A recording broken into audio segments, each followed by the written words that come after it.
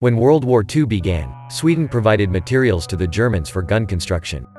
These materials were shipped through Narvik, a city in Norway. To put a stop to the shipping, the British mined the waters. Norway ends up involved in the war, sending a troop of soldiers to Narvik. In this context, the story unfolds. Welcome back to the Explanation Pro. Today I'll recap a drama, war film called Narvik from 2022. Spoiler alert. Watch out and take care. Gunnar is a young Norwegian soldier who arrives at Narvik. He's immediately ordered to head to the base, but Gunnar wants to visit his family. It's his son's birthday and he doesn't want to miss it. His superior allows him to go, but orders Gunnar to be back at midnight. Gunnar pays a visit to his wife, Ingrid. She works at a hotel, where an important meeting is being held. In this meeting, the Norwegian mayor explains that he wants to provide safe shipping to both Germany and Britain's powers. Gunnar and Ingrid meet after a long time, and they kiss and hug. Then, Gunnar looks for his son, who's playing with Gunnar's dad. The kid is happy to see him and receives a locomotive toy as a birthday present. At night, Gunnar is supposed to return to the base in half an hour but ends up going back 4 hours later. Before leaving the house, Gunnar sees an explosion. On his way to the base, he meets his superior, who tells him Norwegian ships have been sunk and German troops have arrived to invade the lands. Both troops meet face to face, aiming and waiting for a wrong move to shoot each other down. Will it happen? The German general approaches and says that every Norwegian city is under their control. The Norwegian general has no other choice but to give in, otherwise, Narvik could be destroyed. Norwegian soldiers return to the camp, but the superior disobeys the general's orders to step back. He orders their troops to follow him. The next day, Ingrid goes to the hotel. She discovers the Nazi soldiers have taken control of the building, with the excuse of protecting Norway from the English. Ingrid is confused and scared. The German counselor asks for the key to the Englishman's room, but the receptionist cannot understand him. However, Ingrid can speak German, English, and Norwegian, and she translates the counselor's petition to the hotel receptionist. In the end, the counselor receives the master key, then explains that he and the soldiers will stay at the hotel. Lastly, the counselor says that he will find Ingrid's translation abilities useful in the future. Meanwhile, Gunnar keeps marching with the troops. The Norwegian win in number, so they pass through German limits despite the warning of the Nazi soldiers.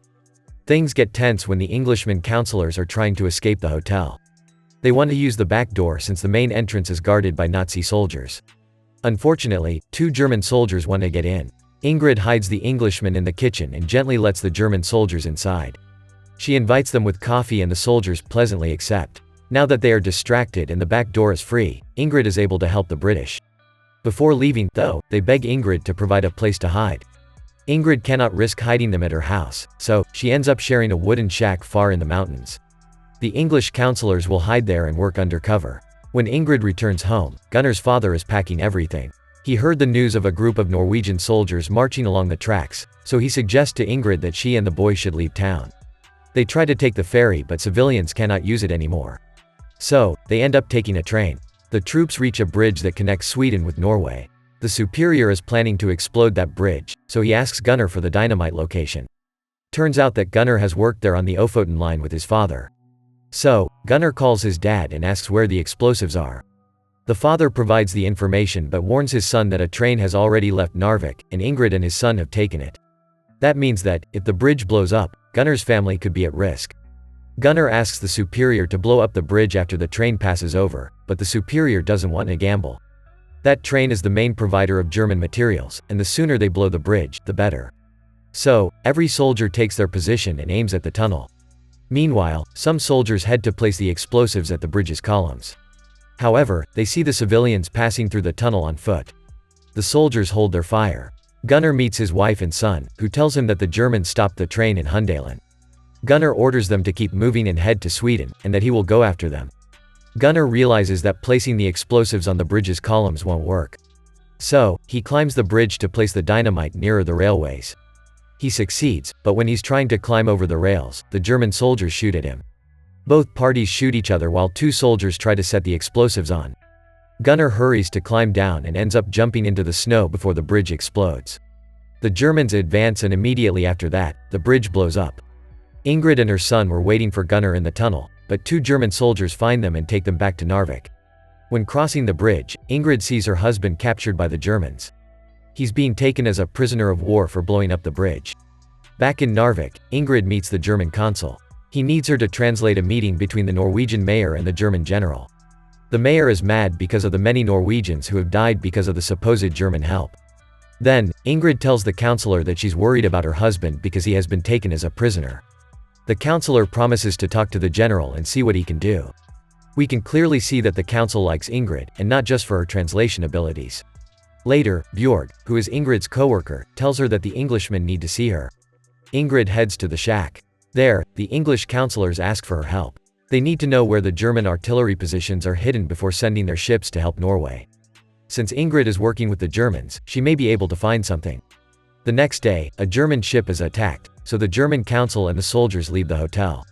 Ingrid is about to sneak into the office and steal some maps, but the city is bombed, and she rushes home to save her son. Ingrid, the boy, and Gunnar's father seek shelter in a basement along with other civilians. At night, they get out and head back to the hotel, believing the English have landed there and taken the Germans out. However, they only find wounded German soldiers settling in.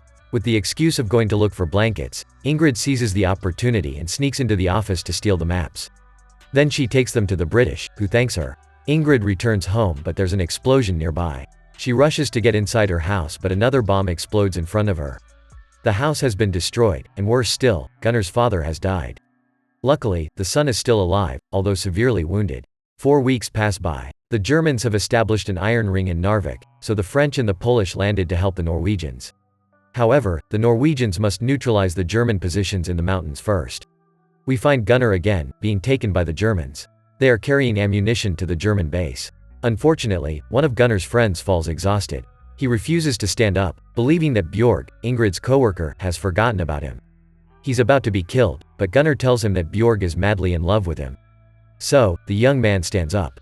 Now he has a reason to keep fighting for. They make it to the base, but in the blink of an eye, the French appear and attack it. So, Gunnar takes the chance and eats Germans' leftovers. There, he hears some soldiers talking about a kid who saw his grandparent die in an explosion. They say the name of the man out loud, and Gunnar realizes they were talking about his father. He's shocked, but a nearby explosion brings him back to reality. The German soldiers order the Norwegians to take wounded soldiers to another base, but some of them try to escape. One Norwegian soldier is shot dead. Gunnar's friend is about to be shot as well, but Gunnar takes the soldier down from behind. Gunnar is saved by a French soldier. Then, Gunnar takes a gun and with the help of the French, they shoot every German they find in their way. The Norwegians arrive, and the superior congratulates Gunnar. Gunnar says that he must return to Narvik, to check whether his son is dead or alive. The superior is compassionate and says that soon he will meet his child again and that after defeating the Germans, his son will be raised in a free land. 1 week later, civilians are caught in the middle of British and German troops fight. Ingrid and her son are hiding in a tunnel with other citizens. The boy has a considerable wound on his chest, as a result of the explosion that took place a month ago. However, he seems to be relatively okay. Suddenly, Bjorg appears and tells Ingrid that the Germans are going house by house, asking for information on who's hiding the Englishmen. Now, they want to talk to Ingrid to see if she knows anything about it. Ingrid is in a conversation between Narvik's major and the German council. The council demands to know the hiding of the Englishmen, and they give the major a day to find them, otherwise, they'll arrest him for treason. Ingrid returns to the tunnel. Her son says that he's bleeding. In reality, he's not. He's just traumatized because of the incident and has nightmares as a result. That night, Ingrid realizes her son has fainted. She takes him in her arms and rushes toward the hotel. Outside there is fire, explosions, and bullets everywhere. Ingrid makes it to the hotel and talks to the German consul. She wants a doctor for her son. Unfortunately, the doctor only takes care of wounded German soldiers. There's no way to prioritize Ingrid's needs. Ingrid has no other choice but to tell the consul about the Englishman's hidden position, in exchange for the doctor's help. So, the doctor takes care of Ingrid's son and removes a piece of metal from the boy's chest. Bjorg arrives at the hotel and tells Ingrid that the British have been caught. There, she realizes that Ingrid has spoken up. Ingrid feels bad for betraying her country, but she smiles knowing that her son is alive. 2 weeks later, France and Norway meet for the final battle against Germany. The superior tells Gunnar that he'll need to blow up a German cannon. The French will take down every machine gun position. Once it is done, Gunnar will have to advance, sneak into a tunnel, and place the explosives inside the cannon. The Norwegian and French face the Germans, but the machine guns are too powerful, so every soldier withdraws. However, the superior orders them to go back and fight. Gunnar decides to take a different route to the tunnel along with other soldiers. They make it to the tank's position and find that it's being guarded by German soldiers. They shoot each other, and despite being fewer in number, the Norwegians take every German soldier down. Finally, Gunnar places the explosives inside the cannon, and the war machine blows up. Gunnar and his team kill the last soldier from behind, and the area is free for the Norwegians to advance and reclaim their territory. Back in the hotel, the German soldiers are leaving. The German consul asks Ingrid to go with him to Berlin. He says that there will be an air raid on Narvik, and she will be safe escaping to Germany. Of course, Ingrid declines the offer. So, the consul tells Ingrid that her husband's name has been crossed out of the German list. In other words, he had died in the war. Needless to say, this is a lie, but Ingrid believes his words. She is shocked and starts crying to the hotel receptionist. The receptionist advises her to leave and to take care of her son. Then we see the Norwegians and French soldiers celebrating their victory and placing the Norway flag on the top of the mountain. The troops return to Narvik, meeting their families and friends. Bjorg hugs and kisses Gunnar's friend. Gunnar asks Bjorg for Ingrid, but she says that she doesn't know where she is and that Ingrid had spent too much time with the Germans. Naturally, Gunnar doesn't understand what she's talking about, but he perceives there's something wrong. Gunnar heads to his house and finds it in ruins. Luckily, though, he meets Ingrid and his son there, who were looking for the boy's locomotive toy. Ingrid cannot believe her eyes. She hugs and kisses Gunnar. Gunnar then tells Ingrid that he popped into Bjorg, who's spreading some nasty rumors about her. Ingrid confesses that those are not rumors and that she had no other choice but to help the Germans if she wanted to save their son. The couple argues. Gunnar also takes Ingrid's action as treason to the nation and to everything he has fought for. Ingrid gets mad and wants to leave with her son, but German planes arrive and raid the city. Gunnar hears one of his comrades screaming in pain. He has been set on fire. He rushes to help him, but it's too late, he has passed away. The superior says that they must fight and die for everything they hold dear. As Gunnar hears these words, he sees his wife and son leaving the city. Gunnar reflects on the superior speech. Something resonates within him. What will he do? Ingrid is about to board the ship, but a man pushes her. No one helps her stand up because the entire town sees her as a traitor. However, Gunnar appears. He's not wearing the uniform anymore. He's in casual clothes. He helps Ingrid put everything back in the bags. They stare at each other and hug. They have one another to protect now. Finally, Ingrid, Gunnar, and their son take the ship and leave Narvik to start a new life somewhere. Thank you so much for watching. If you enjoyed this video, please hit the like button and also subscribe to my channel for more videos like this. See you in the next video.